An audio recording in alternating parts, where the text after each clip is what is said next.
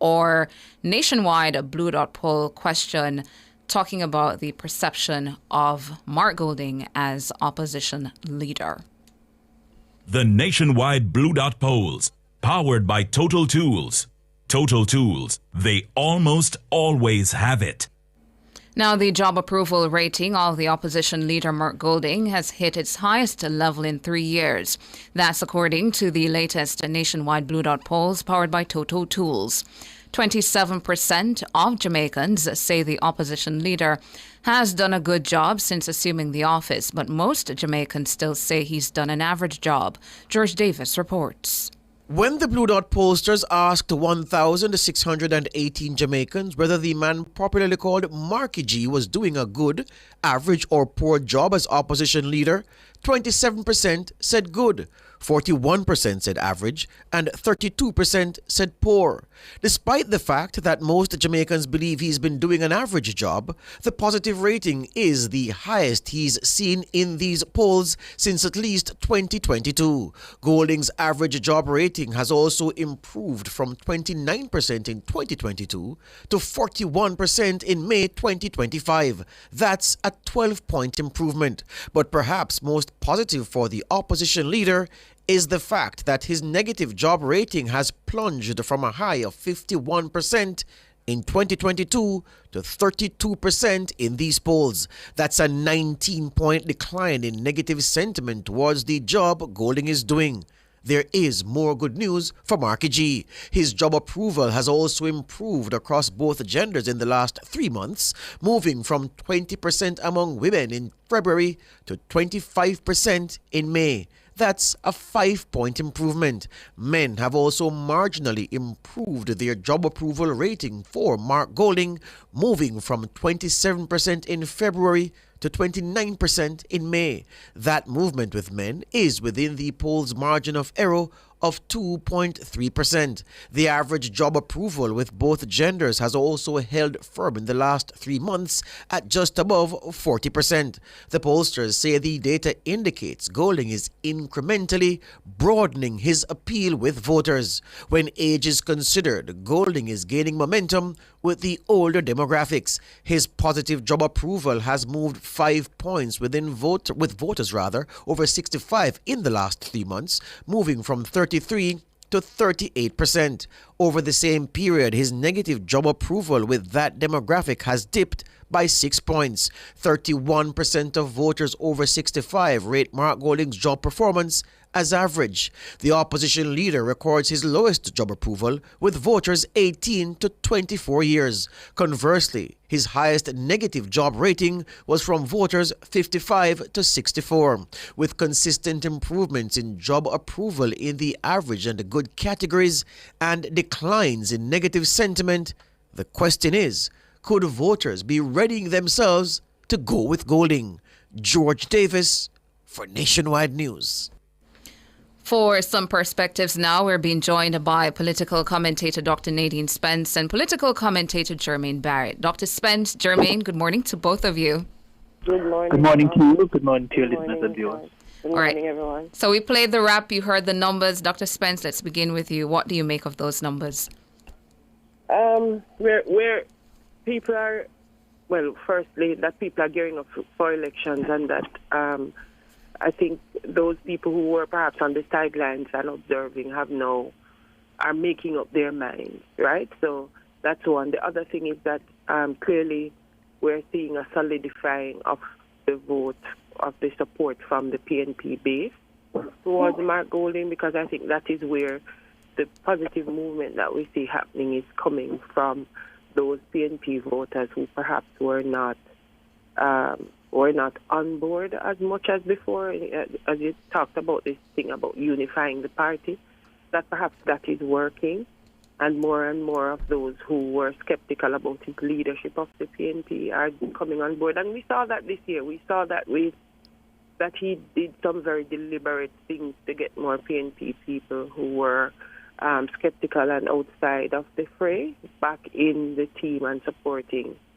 And we would have seen that with Danisha, whose father was on the Gleaner front page on Sunday, saying the PNP was going to win with 38 seats.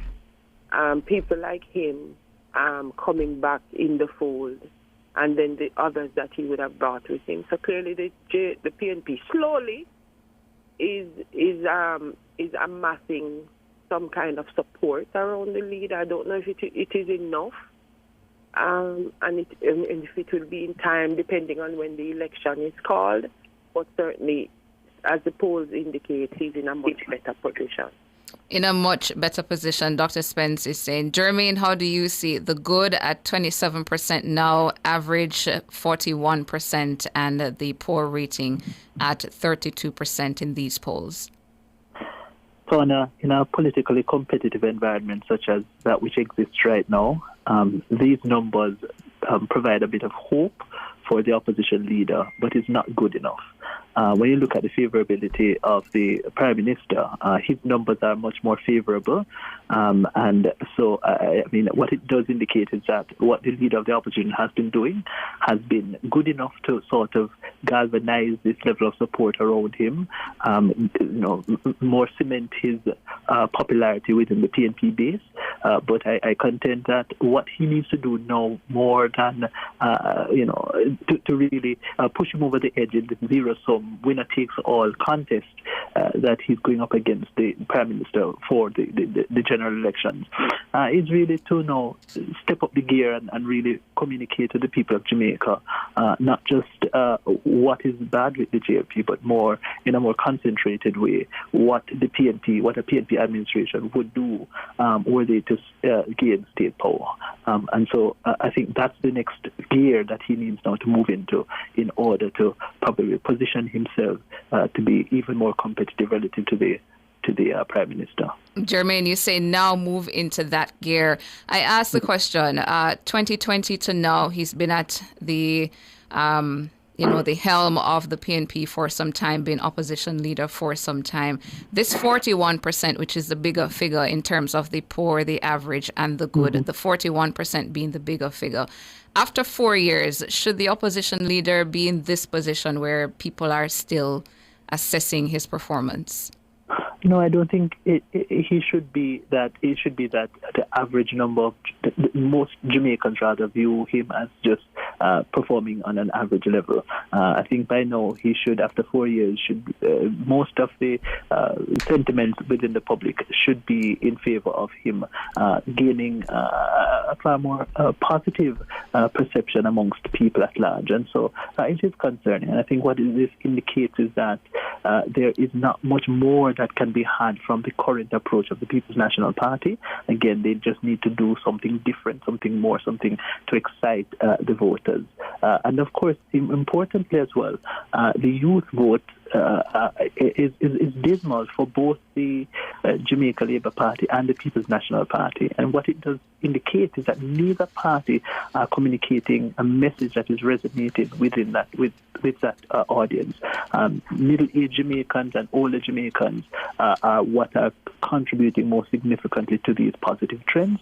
But again, the trends are not positive enough for Mark Golding relative to his competitor, Andrew Holness, and the JLP. Speaking with Jermaine Barrett and Dr. Nadine Spence on the approval rating for the opposition leader, Mark Golding, in these latest polls from Blue Dot. Going to take a break and come back with more on.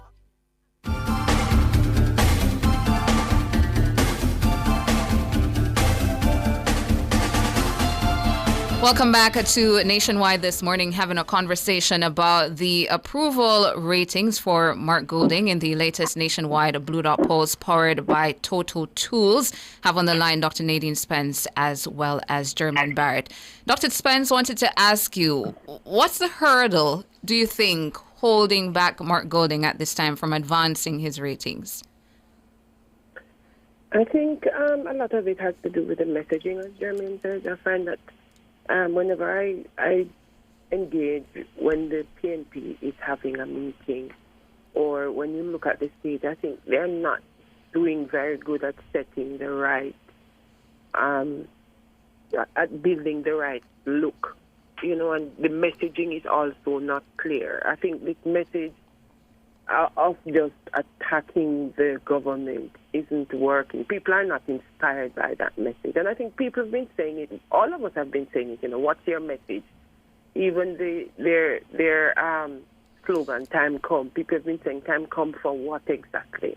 And you're hearing that momentum building around. What exactly are you talking about? And you also get the feeling that the team that has been put together is not an experienced team. So I've heard people ask the question, now, who in that team is going to be minister of this and minister of that? So I don't think people are convinced about the team that he's putting together. And because of that, I think people are a little bit hesitant about his leadership and what he can accomplish given, this tendency for members of the team to go off script and say some of the most out of context things sometimes. And when these things happen in a team, the leader has to take responsibility. And sometimes I think people think he doesn't have control of his team. And there's a way about Mark Golding as well and the way he speaks. I don't know if I'm the only one, but it doesn't ring authentic to me. Yes, he's trying to connect to the masses because he's coming, he has a deficit, he doesn't look like the rest of us. And so he's trying to show Jamaicans that he's a part of it. But it has also led to some inconsistency in his own personal brand and how he carries that message. And I think, there is a whole lot of unknown about him. We don't quite know him, even though he's done so much, I think, to get people to say this is who he is and he connects with the Jamaican people and he's a part of Jamaican. His grandparents were born here, da-da-da-da. I think people still don't know him. He still remains a kind of a mystery. People are not sure what to think about him. People haven't made up their minds about him. Jermaine, do you think that is an issue? The opposition leader still at this point trying to connect with members of the electorate, the population at large, as the opposition leader and PNP president? Oh, we lost Jermaine. All right, continue your point, Dr. Spencer. I will try to get back Jermaine on the line. Oh, yeah. So I think that he has a lot to overcome. I think that Marky G moniker, he got too far into it. I don't know if he can reel himself back from that and represent himself as a more sober, trusted personality who, yes, we know all Jamaicans code switch, but you can't switch code and then that becomes your personality. I think people are wondering, who is the real Mark Golding? Because we know Mark Golding as the Minister of Justice, but it's Mark Golding who is on the stage and is campaigning across Jamaica. We're not quite sure what to make of him. And isn't that the problem? And isn't that the problem, Dr. Spence? I'm happy you went there because Mark Golding made his name. Well, I would venture to say that the Mark Golding as Justice Minister and the Senator first, Senator Mark Golding, was respected by a broad cross-section of Jamaica and regarded as one of our sharpest legislators and a very nice man. But in 4 years, he has had to transform from that individual into a man who is required to move a crowd at a political meeting, who's expected to deliver punchline after punchline at a certain part of his campaign speeches, who's expected to be roots, to be able to connect across demographics as all our political leaders would have done. 4 years ago, he was never in a position where he had to do any of that. So the 4 years since that time, aren't we judging him perhaps a bit too harshly and perhaps missing the fact that his transformation has gone well, given how late he has had to metamorphose into this figure? But he grew up in Jamaica. We've had another prime minister who was his color who never had to make. It wasn't that difficult. Yeah, but his forging was different though, Dr. Spence, and that's well known. His what? His forging was different. He wasn't forged from the same fires as Eddie Siaga and the immersion into the culture and all of that. He didn't do that. Right. Yes. But that's what you're making my point, George. Yeah, If he's not as immersed in the culture, then there's a way in which he doesn't ring true when he says some of the things he does. He thinks somebody has told him, or a group of people have told him, perhaps, that this is the way you do it because you're the lack of ability to connect with the public is pretty obvious. Yeah, you don't have the same kind of background. So it's not just about color. It's not just about how he's lived. It's that he has lived in a particular space in relation to how Jamaicans identify. And so he's trying to make up for that. And it's obvious that he's trying to make up for that. And you're saying he's gone too far over? The thing about it is it's not authentic. We know it's not true. Those people who are watching know he's not true. Mm-hmm. It's not true. So people are hesitant because people, when in leadership, people like authenticity. Yes. People would like for him to admit that there's something he doesn't understand. And we are not just roots, rock, reggae, or dancehall culture. That's part of Jamaica that he connects to. There are other parts of Jamaica that identify differently that I don't know that he knows, you know? Mm-hmm. So it just doesn't ring true. There's a lack of authenticity in his leadership that I think people, even though they might want to like him, they're not sure wish him. Yeah. Jermaine, how much of this is true that because the elections are nigh, the comrades, rather than to be contemplating whether Mark or somebody else, they've come to the acceptance that Mark is going to be the man to lead them into the election. And so perhaps this hardening of support for him in the comrade base is not because they think he is the man, but simply because, well, he's the one who's going to lead us into the party, into the election, so might as well we support him. Jermaine? Yes, George? Yes. Yeah, man, here you now. Go ahead. Yes. I'm saying it's a bit of both. I think it has now dawned at the PNP faction that it is inevitable they are stuck with him, certainly until the next general election. And secondly, he has done a lot of work, and he's to be credited for unifying the party, and we're seeing the manifestations of that now. But I think I want to just quickly respond to your prior question to Dr. Spence, that irrespective of whether or not, he has come from a particular segment of the Jamaican population, the sort of upper class Jamaica, which does not as readily represent the broadest cross-section of who Jamaica is.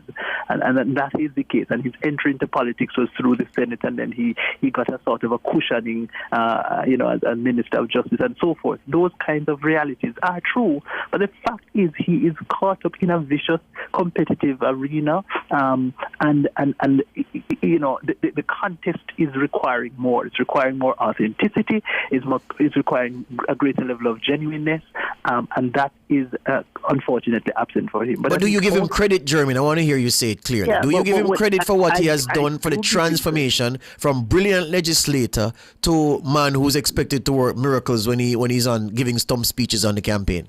I give him credit, George, absolutely. But hey, my assessment of him, and the extent to which we say, he has transformed and has done a lot to unify the party and bring the base back, is immaterial, because at the end of the day, Jamaicans are saying, well, he just doesn't meet the mark. We have to compare what he's providing and presenting to the Jamaican electorate now, and what the Andrew Holness JLP is presenting. Yes, and it isn't. Yeah.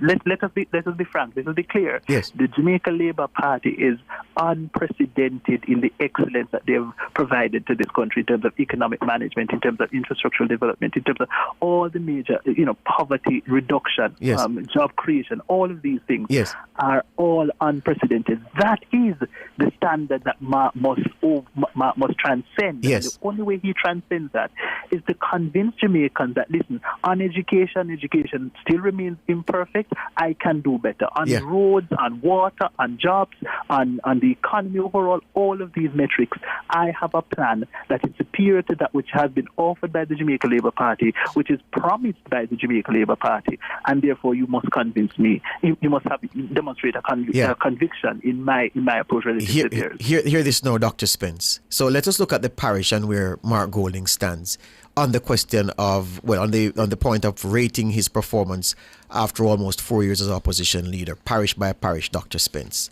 He's down 5% in Clarendon. Well, 13% in Clarendon, in fact, meaning the number of people in Clarendon who think he is doing poorly versus those who think he's doing good. 13% more people think he's doing poorly than doing good in Clarendon. 14% more people think he's doing poorly than doing good in Hanover. 3% more think he's doing poorly in Kingston and St. Andrew than doing good. 12% more in Manchester think he's doing poorly than doing good. In Portland, 8% more think he's doing better than doing good than doing poor. 8%, he's up 8% in Portland. In St. Anne, 6% think he's doing poorly as opposed to those who think he's doing good. In St. Catherine, he's up 6 points. So Portland and St. Catherine are the two parishes in which Golding is up in terms of the good or poor performance as opposition leader. He's down 6% in St. Anne. He is down 19% in St. Elizabeth. He's down 4% in St. James. He's down 3% in St. Mary. He's down a whopping 20% in St. Thomas. Just 17% of people in St. Thomas think he's doing a good job as opposition leader, as opposed to 37% who saying he's doing a poor job. In Trelawney, he's down 4%. And in Westmoreland, again, it's big. It's the double digit. 19% think he's doing good, but 38% think he's doing poorly. 19 percentage points more. So it bears out what you've been saying, Dr. Spence, that around the country, there is an issue with how people are feeling and perceiving this opposition leader standing as a prime minister in waiting. And remember now, George, that this is the opposition leader who's been campaigning for consistently for two to 3 years. Yes. Been out there, and we've seen him and we've heard the message. And it is only now that Andrew Holness has been going out there with his message and going to the people. And what we saw from the JLP in the last perhaps 2-3 weeks is that they're first meeting with and recognizing their workers, and they haven't yet taken their campaign on the streets. So what do you think is likely to happen with a JLP that is on the rise and a PNP that has been out there really going at it, trying to bring itself to the public? There's a way in which he has to recognize that the way he's presenting himself, and I don't know that he can change now, because that is going to speak to this. Who are you? We know you as Minister of Justice as this thing. We know you now going around the country as, personifying something else. Who are you going to become the next time? And so I think he's caught in a very uncomfortable reality. And I really do believe he went too far with the Marky G personality. And I don't know I know he was labeled Marky G, but I think he went too far with it. But I think the PNP has an issue that they have to resolve around how they message. Yeah. How they message. They are not messaging very well. Yeah. And they come across as the sourpuss party. Yeah. Jermaine, in 6 of the 14 parishes, Golding's net positive rating is negative. He's down double digits in 6 parishes. 13 in Clarendon, 14 down in Hanover, 12 down in Manchester, 19 down in St. Elizabeth. Whoa. 20% down in St. Thomas and 19% down in Westmoreland. I'll say to you as well that he is close to the margin of error in terms of his deficit in only 2 parishes. Kingston and St. Andrew, where he's down 3%, St. Mary, where he's down 3%, extend that to St. James, where he's down 4%, and Trelawney, where he's down 4%, and he's only up positive rating in 2 parishes, Portland 8 points and St. Catherine 6 points. How do you think the comrades are reading this particular distribution of the poor versus good rating for Marky G? Well, I think I really do hope that they're reading it for what it is, that there is not a point at which we celebrate right now, the comrades should be feeling, because this data does not reflect a degree of confidence with an election imminent, yes? And so clearly there needs to be a lot more work. A number of the parishes that you listed, George, are parishes where the administration has been doing a tremendous amount of work with in terms of spark, in terms of water projects, and so forth. And what you're seeing is a relative swing from the PNP towards the JLP or towards the undecided voters, because of the fact that you're getting a lot more performance from the administration, relatively speaking. And then again, I can't say it enough, this sort of lambasting and finger pointing at the administration that is doing tremendous work is not going to get you over the edge at the ballot box, quite frankly. Hear you on that. Yes. Have to call time here, gentlemen. Gentleman and lady. Thank you very much, Dr. Spence. Thank you, Jermaine. All the best.